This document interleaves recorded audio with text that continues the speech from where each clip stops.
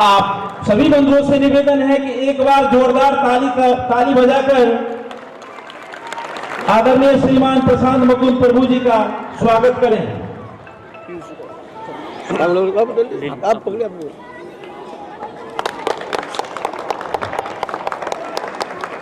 सौरभ जी, आप भी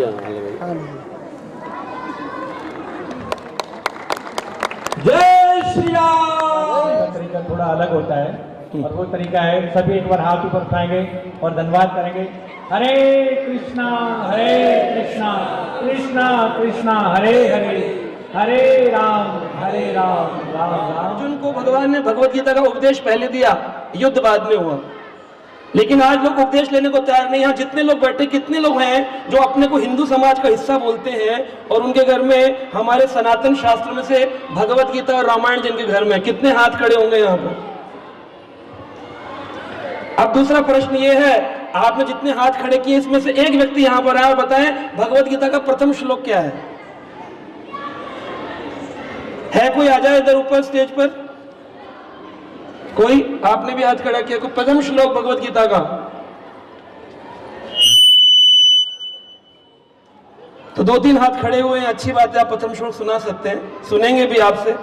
लेकिन बताया जाए कि ये जो भारत है, इसको राजा भरत, ऋषभदेव भागवत में आते 5वें स्कंद में। ऋषभदेव भगवान के 100 पुत्रों में से अग्रज पुत्र थे जिनका नाम था भरत महाराज। उन्हीं के नाम पर इस देश को भारत नाम रखा गया। ये जो भारत देश है, इसके जो राजा होते थे चक्रवर्ती सम्राट होते थे। खाली चक्रवर्ती शब्द का अर्थ है खाली पृथ्वी के नहीं, जल के जीव भी, अमेरिका, ऑस्ट्रेलिया, सूडान, कहां से भी चले जाएंगे, पूरा विश्व की पूरी पृथ्वी पर एक ही नाम था भारत। लेकिन बाद में कटते कटते, जैसे अभी बिहार का झारखंड हो गया, बांग्लादेश में जैसे बताया अभी, तो कलकत्ता और बांग्लादेश अलग हो गया, ईस्ट पाकिस्तान वेस्ट पाकिस्तान कटता रहा। तो कटते कटते कटते कटते, जैसे अभी एक नारा भी चल रहा है, कटेंगे तो बटेंगे, बटेंगे तो कटेंगे। बात सच भी है, लेकिन एक बात होने के लिए क्या करना होगा? जब पर्शियन एडॉप्शन हुआ 6th सेंचुरी BC के अंदर, तो पर्शियन लोग जो थे, पारस यानी कि उस पार रहने वाले, ऋग्वेद के अंदर सिंध सभ्यता के बारे में वर्णन किया गया। कौन सी सभ्यता? सिंध। तो सिंध के जो लोग थे, क्योंकि वो सिंध नदी बहती थी, सिंध डायनेस्टी आपने पढ़ा होगा, सिंधु नदी के पार रहने वाले लोगों को सिंधु पारी यानी सिंधु नदी के पार रहने वाले। लेकिन सा को वो लोग हा बोलते थे। आज भी अगर कोई पारस का लोग, पर्शियन लोग होते हैं ना, वो लोग बोलते किन्ने पहे हुए हैं, पैसे नहीं बोलते, सा को हा बोलते हैं, किन्ने पहे हुए हैं, उनकी भाषा है। सा को हा बोलते थे। तो सिंधु नदी के पार रहने वाले लोगों को सिंधु से वो हिंदू हो गया। लेकिन असलियत में सिंधु हिंदू नहीं है, सनातन शब्द है। सनातन शब्द क्या मतलब बताएंगे आपको। अभी हिंदू, मुस्लिम, सिख, ईसाई 4 धर्म बना दिए गए भारत के अंदर। अगर आप देखें तो सबसे पहला धर्म जो भारत में आया वो था बौद्ध धर्म। अभी बौद्ध धर्म का एक कैलेंडर होता है जिसको बुद्धा ईयर कहते हैं। कौन सा ईयर चल रहा है? 2570 2570 ईयर चल रहा है। किसमें? बुद्धा में, यानी 2500 साल पहले बुद्ध धर्म था। क्रिश्चियन कैलेंडर देखिए, जॉर्जियन, जिसको आप समझते हैं हैप्पी न्यू ईयर बनाते हैं, 2026 चल रहा है, यानी 2026 पहले धर्म कहां था। अगर हिजरी कैलेंडर देखिए, इस्लामिक कैलेंडर देखिए, जिसमें मुहर्रम, सफर, उनका जो फरवरी का महीना है इसको सफर महीना कहते हैं। इसके बाद राबी आएगा, उनके भी 12 महीने का कैलेंडर है। हिजरी कौन सा साल चल रहा है? 1447 1447 1400 साल पहले मुस्लिम देश नहीं था। कौन था? कहां गया? हिजरी कैलेंडर जब आया 1400 साल पहले, तो कौन सा धर्म था? सिखिज्म, सिख धर्म की बात होती है। 558वां ईयर चल रहा है उनका, जिसे नानक शाही कैलेंडर कहते हैं। उससे पहले 500 साल पहले सिख धर्म कहां था? जिस विक्रम संवत की बात हम करते हैं वो चल रहा है 2082 संवत चल रहा है। उससे पहले क्या धर्म था?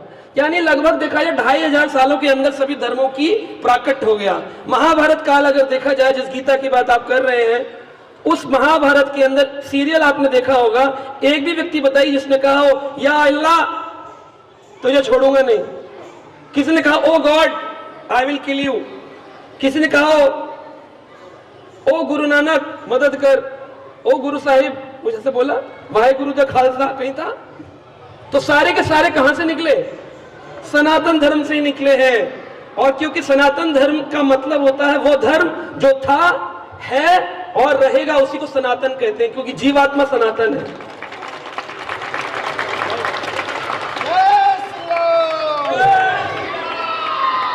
तो आप कहेंगे कि फिर हमारे जो देशवासी हैं, प्रधानमंत्री या हमारे मोहन भागवत जी या हेडगेवार जी, जिनकी बात अभी प्रभु जी ने करी, तो ये हिंदू शब्द कहां से आ गया हमारे समाज के अंदर? तो जैसे लेखक लोग होते हैं, कवि होते हैं, उन कवियों ने, लेखकों ने बड़े सुंदर सुंदर साहित्यों की रचना करी, जिसमें से एक साहित्य का मैं वर्णन करूंगा आपको, परिजात हरण नाटक। परिजात हरण नाटक, उसके अंदर एक श्लोक लिखा गया, संस्कृत के श्लोकों का रचना करी गई। वैसे वैदिक श्लोकों में ऋग्वेद, सामवेद, अथर्ववेद, यजुर्वेद, 4 वेद आए, फिर वेदांत सूत्र आए, 18 पुराण आए और महाभारत नामक महाकाव्य आया, रामायण आया। इसके अलावा फिर बाद में उनके अंदर से ही टीकाएं निकलती रही, नए शास्त्रों की रचना होती रही। तो सांस्कृतिक नाटक लिखा गया, हिनस्ति तत्सा पापम देहिकान दुष्ट मानसान हेतवी शत्रुवर्गम चसा हिंदूर अभिधीयते। उस नाटक में पहली बार आया हिंदूर अभिधीयते। इसका अर्थ क्या? हिंदू कौन है जिसकी चर्चा हो रही है। अंग्रेजी में बोलूंगा फिर हिंदी में समझाऊंगा, क्योंकि यहाँ पर युवा भी बैठा है। The one who by the virtue of his penances clears of the elements which causes impurity to the body, and the one who by the virtue of shastras destroy the enemy is to be known as Hindu. क्या बोला? One who by the virtue of the shastras, जो अपने शास्त्रों के माध्यम से समाज में उत्पन्न होने वाले आक्रामक लोगों का विनाश कर सके, उसको हिंदू कहते हैं। मारपीट को हिंदू नहीं कहते। तो ये विचारों की लड़ाई है, यहाँ पर विचारों का दमन करना है। कोई भी आक्रामक विचार जो आपके सामने उत्पन्न हो, उसका विनाश ही आप हिंदू हैं, है ना।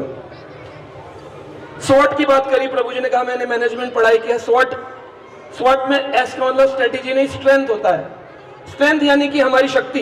हमारी शक्ति किस थी? किस चीज की शक्ति थी हमारी शक्ति थी हमारे पुराण। आप देखिए, सबसे पहली सर्जरी पूरे विश्व में किसने करी? भारत ने करी। सुश्रुत आचार्य पहले सर्जन थे जिन्होंने आयुर्वेद के माध्यम से पहली प्लास्टिक सर्जरी करी। आज भी दिल्ली के म्यूजियम, साइंस म्यूजियम में उनके लिए गए औजारों की एग्जीबिशन लगी हुई है। मैथमेटिक्स की बात करते हैं, आज बच्चों को पढ़ाने के लिए विदेश भेजते, मेरे माता पिता ने भी लंदन भेजा था। लेकिन अगर देखा जाए शास्त्रों की दृष्टि से, तो सबसे पहले शून्य किसने दिया? आर्यभट्ट ने दिया। अर्थमेटिक किसने दिया? एल्जेब्रा किसने दिया? कैलकुलस किसने दिया? भास्कर आचार्य ने दिया। हमारे जितने आचार्य हुए सब ज्ञानी थे। सारी दुनिया का गणित, पाइथागोरस थ्योरम, पाई की वैल्यू 3.14 किसने दी? बोधियन आचार्य ने दी। गैल्वेनाइजिंग कहां करी गई? दिल्ली के ऊपर एक पिलर लगा हुआ है लोहे का, जिसके अंदर जंग नहीं लगती, एंटी रस्ट।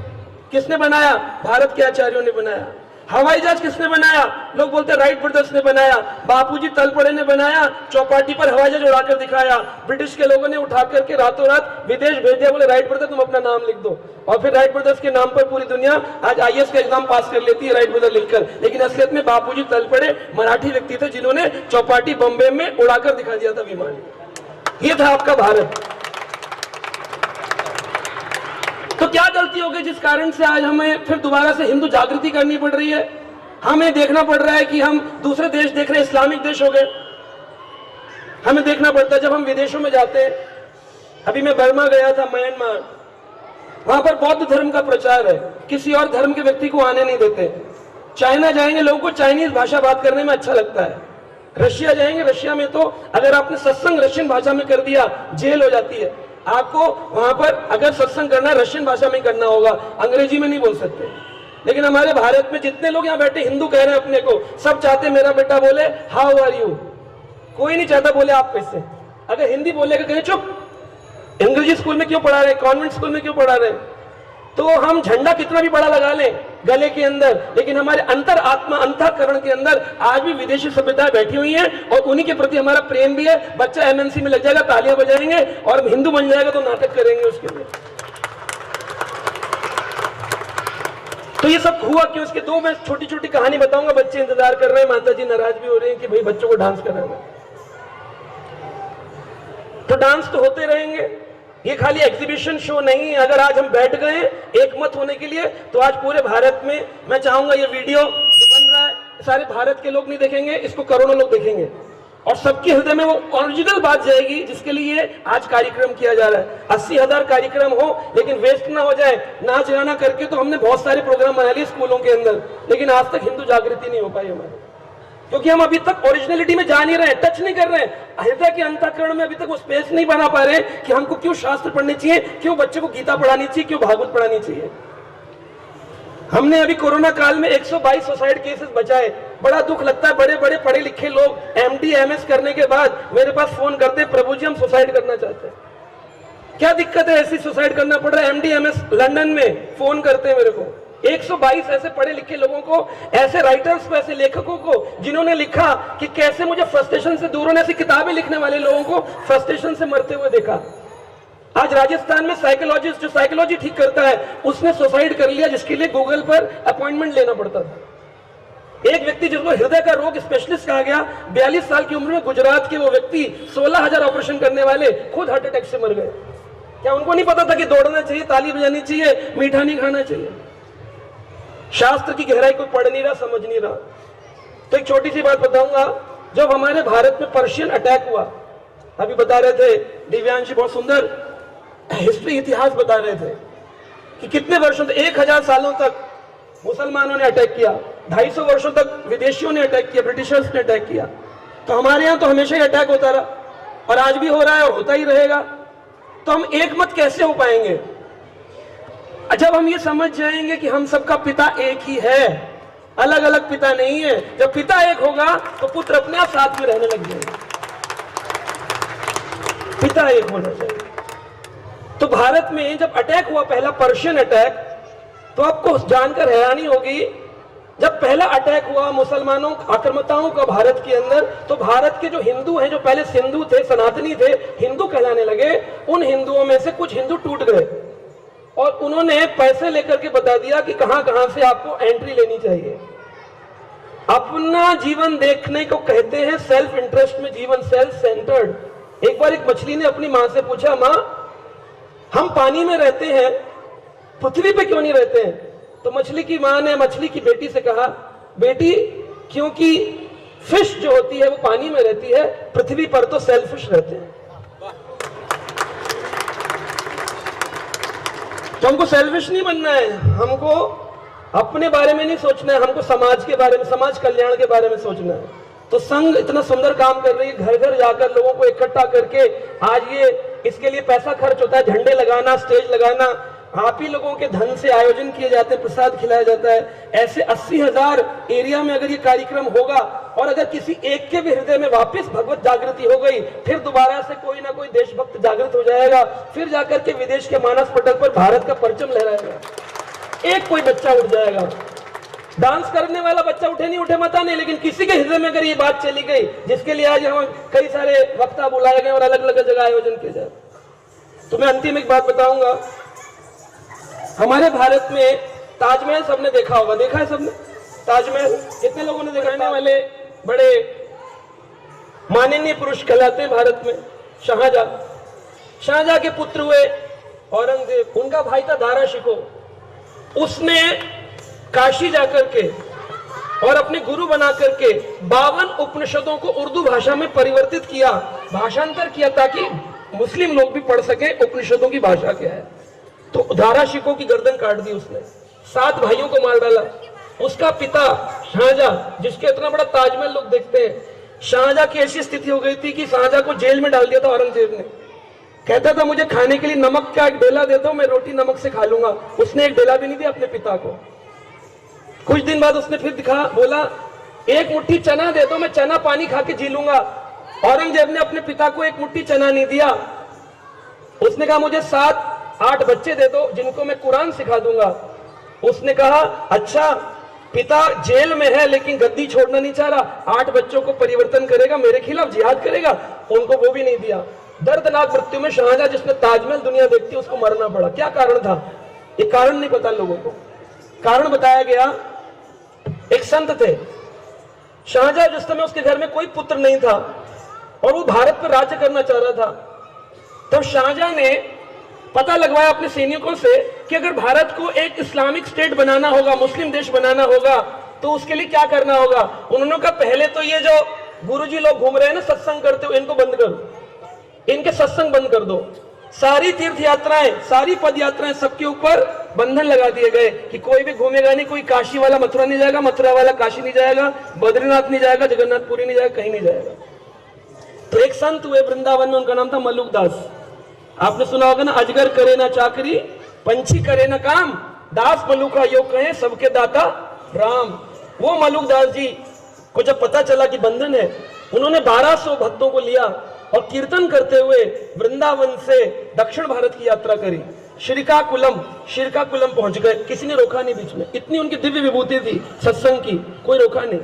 श्रीकाकुलम में एक हिंदू था जो कि मुसलमान बन गया था डर के कारण, उसने उठाकर जेल में डाल दिया मलुकदास जी के 1200 लोगों को। जब जेल में गए तो देखकर हैरान हो गया कि चक्की अपने आप चलने लग गई और जितने लोग बंधन में थे सारे बंधन खुल गए। तो वो बोला लगता है कोई सिद्ध पुरुष है, छोड़ दिया। बोला मैं भी पहले हिंदू था, लेकिन ना जाने अब किस कारण से मैं क्या बन गया हूं, मैं एक अपना परिवर्तन करके मुसलमान बन गया हूं, कृपया करके आप मुझे बताइए मैं क्या करूं। तो उनको पंचगव्य खिला के, मुंडन करा के, हरि नाम देके, माला देके, गीता देके बोले अब तुम दोबारा से भगवत गीता पढ़ो, रामायण पढ़ो, जप करो और तुम हिंदू बन जाओ, पंचगव्य खा के। उसने छोड़ दिया। वहां से चलते चलते चलते चलते जब आए दिल्ली, तो दिल्ली के अंदर उनको फिर से दिल्ली के राज्य में शाहजहां ने पकड़वा लिया और अंदर कई कैदी थे जिनकी हथकड़ियां अपने आप खुल गई मलुकदास जी को देख करके। तो मलुकदास जी की जो खबर थी वो पहुंची शाहजहां के पास। बोले एक संत के प्रति तुमने अपराध किया। उनके मौलवियों ने कहा तुमने एक हिंदू मौलवी के प्रति एक अपराध कर दिया है, एक ऐसा कार्य कर दिया कि तुम्हारे शरीर के अंदर तकलीफ हो गई है। शाहजहां का शरीर जलने लगा था संतों के प्रति अपराध करने से। संतों का जब अपराध किया, भक्तों का अपराध किया, शरीर जलता था। वो आया मलुकदास जी के पास वृंदावन, बोला मुझे क्षमा कर दीजिए, मुझसे गलती हो गई है, मुझे माफ कर दीजिए, मैं अब ऐसा कार्य नहीं करूंगा। बोले कोई बात नहीं, हम तो तुम्हें क्षमा करते हैं, लेकिन प्रकृति तुमको क्षमा नहीं करेगी। जिस प्रकार से तुमने रोक लगाई है भक्तों के विचरण पर, एक समय आएगा जब तुम्हारे ही घर में पुत्र होगा और तुम्हारे ही आने जाने के ऊपर रोक लगा देगा। उसके कारण से उनके घर में औरंगजेब का जन्म हुआ। इसलिए भारत को अगर आज एक मत होना है तो हम नेशनैलिटी की बात करें या हम धर्म समाज की बात करें, अगर धर्म नहीं रहेगा तो कभी कोई समाज का निर्माण हो ही नहीं सकता है। इसलिए सारी दुनिया को अगर आज वापस हिंदू राष्ट्र की बात करो, जो भी बात करो, अभी तो मालिका पुस्तकों में लिखा है 2025 के बाद 800 करोड़ में से 60 करोड़ ही रह जाएंगे, बाकी मरने वाले हैं तीसरे विश्व युद्ध के अंदर। लेकिन अगर जो जीवित रहेंगे वो 60 करोड़, वो कौन होंगे? बोले कलयुग केवल नाम आधारा, सुमिर सुमिर नर उतर ही पारा। जो भगवान का नाम लेंगे वो बचेंगे, बाकी कोई नहीं बचने वाला, चाहे कितना आप पीएचडी करके आ जाना, है ना। इसलिए आज इस सम्मेलन में आने का कारण ये है कि हम सबके अंदर हृदय में गीता, भागवत, रामायण के प्रति आए। वो बड़ी बड़ी वाचाल बातें करने से कुछ नहीं होगा, अपनी जड़ों में जाना होगा। हमारी जड़ों में, आपको भी याद होगा आपके दादी दादा घर में बैठकर गीता रामायण भागवत पढ़ते थे, घरों में क्लेश नहीं होते थे, डाइवोर्स नहीं होते थे, सुसाइड नहीं होते थे। आज दुनिया एडवांसमेंट के जमाने में बाजारों में घूमने लग गई, बर्गर, पिज्जा, पास्ता, सीधा नरक का रास्ता खोल दिया है और यही खा रहे हैं, यही पी रहे हैं। तो अपनी जड़ों में वापस जाइए, गीता भागवत पढ़िए, भगवान का नाम जपिए, अपने जीवन को सफल बनाइए। तो उन्होंने काम किया, उसके बाद कांग्रेस में रहकर काम किया और कांग्रेस में रहने स्वामी का जेल यात्रा भी की और बड़े प्रभावी थे वो उस समय। 1921 में जब जेल गए थे एक आंदोलन में, जेल में उन्हें 1 साल की सजा हुई थी और जब वो जेल से वापस आए थे तो उनका केवल प्रभाव कितना था कि जेल से जब बाहर आए उनका स्वागत करने के लिए उसमें मोतीलाल नेहरू जी आए थे। ऐसा प्रभावी व्यक्ति, लेकिन एक छोटी सी कारणों से, यानी कि उस देश में उस समय महात्मा गांधी जी और पूरी कांग्रेस, हरे हरे हरे राम राम राम हरे हरे। तो मैं बहुत बहुत धन्यवाद देना चाहता हूँ संघ के कार्यकर्ताओं को, जिन्होंने महा कार्य यहाँ पर किया है। आज पूरे भारत में 80,000 से अधिक ऐसे महासम्मेलन हो रहे हैं और मंच आसीन नरेश भैया जी, हमारे नवल किशोर महाराज जी, भागवत आचार्य आशीष जी, सभी लोगों को वंदन करते हुए मैं अपनी वाणी से कुछ भाव व्यक्त करना चाहता हूँ। यहाँ पर संघ बहुत अच्छा कार्य कर रहे हैं, लोगों के हृदय में हिंदू भावना की जागृति की जा रही है। मेरा विचार ये है कि जो शास्त्र का विचार है वो हमारा विचार होना चाहिए। लोग बोलते हैं कि राष्ट्र की रक्षा होगी तो धर्म की रक्षा होगी, तो मैं भैया जी को कह रहा था कि धर्म की रक्षा होगी तो राष्ट्र की रक्षा होगी। शास्त्रों में कहा गया धर्म रक्षति रक्षितः, जो व्यक्ति धर्म की रक्षा करता है फिर धर्म उसकी रक्षा करता है। आज हमारे समाज में आक्रमणताओं ने हजारों वर्षों तक, इस्लामिक लोगों ने 250 वर्षों तक, अंग्रेजों ने आक्रमण किया। उसका कारण क्या था कि हमारी जो जड़ें हैं वो कमजोर हैं। आज यहाँ पर बात करी गई स्वयं की, स्वयं के बोध की। शास्त्रों में एक शब्द आया है, हम लोग प्राय एक दूसरे से पूछते हैं कि आप स्वस्थ हैं, क्या आप स्वस्थ हैं? आदमी कहता है हाँ जी बहुत स्वस्थ है महाराज। तो स्वस्थ शब्द का अर्थ है स्वयं में स्थित होना। तो स्वयं क्या है? तो आज जितने यहाँ पर बैठे सब अपने को हिंदू कह रहे हैं। मैं आपको बता दूं शास्त्रों में हिंदू नाम का कोई शब्द नहीं है। हम हिंदू तब बनेंगे जब हिंदू के लिए शास्त्र में बोला गया हो। कोई शास्त्र लाइए, ऋग्वेद से लेकर के 4 वेद, मुझे 23 वर्ष हो गए पुराणों का संकलन करते हुए और अनेक शास्त्रों को पढ़ते हुए। हिंदू शब्द नहीं था, शब्द था सनातन धर्म। हिंदू शब्द कहां से आया? जब पर्शियन लोगों ने भारत पर आक्रमण किया तो क्या देखा, सिंधु नदी के पार जो सभ्यता थी वो सिंधु घाटी सभ्यता थी। तो सा शब्द को हा कहने लगे तो सिंधु पारी, सिंधु नदी के पार रहने वाले लोगों को हिंदू कहने लगे। तो कोई बुराई नहीं है हिंदू कहने में भी। हिंदू राष्ट्र तो हिंदू राष्ट्र की बात होनी चाहिए, इसमें कोई गलत नहीं है, परंतु शास्त्रों का उल्लेख भी हमको समझना चाहिए। सबके घरों में कहा गया कि भजन होना चाहिए। अब भजन तो तब होगा ना जब भजन की प्रणाली पता होगी कि भजन कैसे किया जाता है। जिनके घरों में आज कितने हाथ यहाँ पर खड़े होंगे बताएंगे आपके घर में गीता रखी हुई है और रामायण रखी हुई है और भागवत रखी हुई है? तो बहुत सब लोगों ने हाथ खड़ा किया, बहुत उत्तम बात है, सबके घर में रखी हुई है। अब मैं आपसे ये हाथ विनती जोड़ करके एक निवेदन करूंगा, आप ये बता दीजिए भगवत गीता के अंतिम श्लोक में क्या लिखा हुआ है? कोई बता सकता है? हाथ खड़ा कर। प्रभु जी का साहिबाबाद में लेक्चर देखिए आपके हाथ एक भी नहीं उठे। ये प्रयोजन सिद्ध हो गया, प्रोजेक्ट है कि भजन तो तब होगा, गीता रखने से काम नहीं होगा, गीता को हाथ में उठाना होगा। अर्जुन ने गीता सुनी, उसके ऊपर शास्त्र उठाए, फिर शस्त्र उठाए, इसलिए शास्त्र पहले उठेगा, शस्त्र बाद में उठता। शास्त्र हमारे पढ़े नहीं जा रहे हैं, रामायण नहीं हो रही। प्रभु जी ने बहुत सुंदर बताया, हर घर में 10 मिनट के लिए, आधे घंटे के लिए परिवार के लोग बैठ करके भगवान नाम का भजन करें। उच्च नीच की बात करी जा रही थी कि भाई हम समरसता निकालेंगे, हम किसी से उच्च नीच नहीं करते हैं। उच्च नीच की बात कबीर जी ने भी कही, बुरा मत मानने का कबीर जी का दोहा बोल रहा हूँ। कबीर जी ने कहा सतरंगी सतरंगी रे बाबा, सतरंगी सतरंगी रे, कहे कबीर सुनो भाई साधु, हरि न भजन सो भंगी रे। अब ये बहुत बड़ी बात कहते हमने नहीं बोली है, कबीर जी ने बोली कि तो हरि भजन नहीं करते, कहे जन्म तेरा बात ही बीत गयो, तूने कबहू न कृष्ण दयो। अब जाति समाज में सारे लोग हैं लेकिन भगवत नाम का कीर्तन करने वाले कितने लोग हैं? तो इसलिए संतों की जहाँ पूजा होती है, तो आज संघ ने बहुत अच्छा काम किया है कि सारी संत प्रणाली को बिठाया है। जहाँ संत की पूजा होती है वहां पर अपने आप ही राष्ट्र धरोहर बन जाती है, वो राष्ट्र जगत गुरु बन जाता है और उसके संत पूरे विश्व में अपने ज्ञान का परचम लहराते हैं।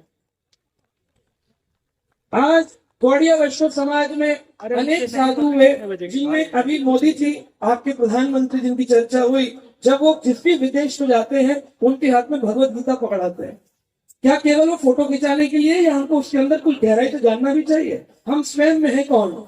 शास्त्र में कहा गया देहिनो अस्मिन् यथा देहा कौमलम यौवनम जरा तथा देहांतर प्राप्ति धीरस तत्रना मोह्यति। जो धीरवान होता है वो मोहित नहीं होता है। यह शरीर जिसके अंदर हम रहते हैं, स्वयं आत्मा, वो कोई ना कोई परिवर्तन करती रहती है। साइंस कहती है, मैं वैज्ञानिक व्यक्ति हूँ, मैंने लंदन से फार्मा की पढ़ाई करी है, हर 7 वर्ष में हमारा पूरा शरीर बदल जाता है। तो शरीर बदल रहा है, इसका डीएनए चेंज हो रहा है। अभी एक साइंटिफिक रिसर्च हुई है कि जो व्यक्ति भगवत गीता पढ़ते हैं, जो रामायण पढ़ते हैं, जो महाभारत भागवत पढ़ते हैं, जो भगवत नाम का भजन करते हैं, उनका डीएनए कहते चेंज नहीं होता, उनका डीएनए चेंज हो सकता है। कैसे चेंज होगा? मनोवृत्ति परिवर्तन हो जाती है, मानसिकता परिवर्तन हो जाती है। हम कहते हैं वासुदेव कुटुंबकम। हमारे इस्कॉन के आचार्य निकले श्रील प्रभुपाद, उन्होंने राष्ट्र की कैसे सेवा कर दी। एक स्वर से पूरा विश्व बोलता है, वह जगत गुरु बन गए। अभी कुंभ मेले में उनको जगत गुरु की उपाधि मिली। उन्होंने 950 देशों के अंदर 950 भगवान के मंदिर बना दिए। विदेशी और इस्लामिक लोगों को सनातन धर्म की ओर जागरूक करा। तो इसके संत समाज की सेवा होनी चाहिए। अंतिम एक बात कह करके अपनी वाणी को विराम दूंगा। एक बार एक डकैत था, उस संत समाज में पहुंच गया। डकैत होते डाकू, डाका डालने वाले। आजकल तो प्राय सभी डाका डाल रहे हैं, लेकिन कुछ वेश के डाल रहे हैं, कुछ बिना वेश के डाल रहे हैं। तो डकैत जो वो पहुंच गए और उन्होंने संत समाज का सत्संग सुन लिया। जब सत्संग सुन लिया तो उनका हृदय परिवर्तन हो गया। उन्होंने कहा, गुरु जी, मैं चाहता हूं कि मुझे आप ऐसा कोई बल दे कि मैं भी आपकी तरह इस भजन प्रणाली में लग जाऊं, भजन करने लगूं, मेरा जीवन परिवर्तन हो जाए। बहुत देख लिया, कोई किसी के काम नहीं आता। अंत काल में शरीर छोड़ करके ये आत्मा, ये शरीर भी छोड़ जाती है, ये भी साथ नहीं देती है। तो मुझे कुछ ज्ञान दे दीजिए। उन्होंने एक जलती हुई लकड़ी निकाली, यज्ञ कुंड से निकाल कर कहा, बेटा इसे ले जाओ। पूरे समाज में तीर्थ यात्रा करना, गंगा जाना, यहाँ जाना, वहां जाना, तुमने जो पाप किया उसका प्रायश्चित करना, भगवत नाम का भजन करते रहना, गीता भागवत पढ़ते रहना। जिस दिन इस सूखी लकड़ी, इस जली हुई लकड़ी से हर एक पत्ते निकल आए, उस दिन समझ लिया जाएगा कि तुम्हारा प्रायश्चित हो गया, तुम्हारे पाप समाप्त हो गए। वो चलता रहा, चलते चलते हरिद्वार पहुंचा। क्योंकि हरिद्वार की गंगा से बड़ी कोई पावनी गंगा नदी नहीं है। निम्न गणाम यथाम गंगा, देवा नाम अच्युतो तथा, वैष्णव नाम यथाम शंभु, पुराणा नाम इदम तथा। भागवत जी में कहा गया कि इस देश में बहने वाली नदियों में गंगा से बढ़कर के श्रेष्ठ कोई नदी नहीं है। इस देश में भगवान कृष्ण से बढ़कर के कोई देवता भगवान नहीं है। शिव जी जैसे वैष्णवों से बढ़कर कोई वैष्णव नहीं है। और पुराणों में भागवत पुराण से बढ़कर कोई पुराण नहीं है। श्रीमद् भागवत के 11वें स्कंद में इसका वर्णन आया। अब देखिए, वो पहुंच गए गंगा नदी। गंगा में स्नान नहीं किया था, रात में एक पेड़ के नीचे बैठ गए। उस पेड़ पर 8 डकैत बैठे हुए थे और गांव के अंदर डकैती करने की प्लानिंग कर रहे। रात के काल में जब वो सोच ही रहे थे, विचार कर रहे थे, तो एक डकैत नीचे उतरा और उसने कहा, गांव में जाकर के लोगों का विध्वंस कर दूंगा। इनके मन में ये तो डकैत थे, ये बोले, बताओ, गांव के बेचारे लोग भजन करते हैं, मंदिर जाते हैं, सेवा करते हैं, अब ये मारे जाएंगे, इससे अच्छा है कि मैं ही इन डकैतों को मार दूं। एक एक करके उसने 8 डकैतों को मार दिया। जब मार दिया तो उसको बहुत दुख हुआ कि मैं बदलूंगा नहीं, मेरे अंदर मार काट जा नहीं रही है, मेरे अंदर विनम्रता नहीं आ रही है, मेरे अंदर सहनशीलता नहीं आ रही है, गुणशील नहीं हो रहा हूं। बड़ा दुखी हुआ, गुरु जी के पास पहुंचा। जब गुरु जी के पास पहुंचे, रोने लगे। गुरु जी ने कहा, तुमने ध्यान दिया? बोले, क्या? तुम्हारी सूखी जली लकड़ी के अंदर हरे पत्ते निकल आए, तुमने कौन सा भजन किया? बोले, महाराज, मैं तो अभी गंगा में स्नान भी नहीं किया, एक बार भी प्रायश्चित नहीं किया, मैंने तो 8 डकैतों का वध कर डाला। बोले, बहुत बढ़िया, तुमने बहुत अच्छा किया। बोले, वो क्यों? बोले, तुमने उन डकैतों को जो ऐसे लोगों को मारने वाले थे जिनका कोई कसूर नहीं था, तुमने उनको मार करके इस देश की रक्षा करी है, जिसकी रक्षा करने के कारण तुम्हारे सारे प्रायश्चित हो गए, तुम्हारी लकड़ी में से हरे पत्ते निकले। तो ऐसी मनोभावना, तो इसमें सेवा के साथ साथ, शारीरिक सेवा के साथ अपनी मनोवृत्ति में परिवर्तन करें, मानसिकता में परिवर्तन करें। अपने हिंदू अगर बनना चाहते हैं तो अपने अंदर हिंदुत्व को लेके आना है। तो हिंदुत्व कहां से आएगा? शास्त्रत्व से आता है। शास्त्र की शरण लेंगे। श धातु से शासन होता है, श से शस्त्र आते हैं, श से शास्त्र आते हैं, श से शासन आता है। शासन करना चाहते हैं तो शस्त्र भी उठाइए।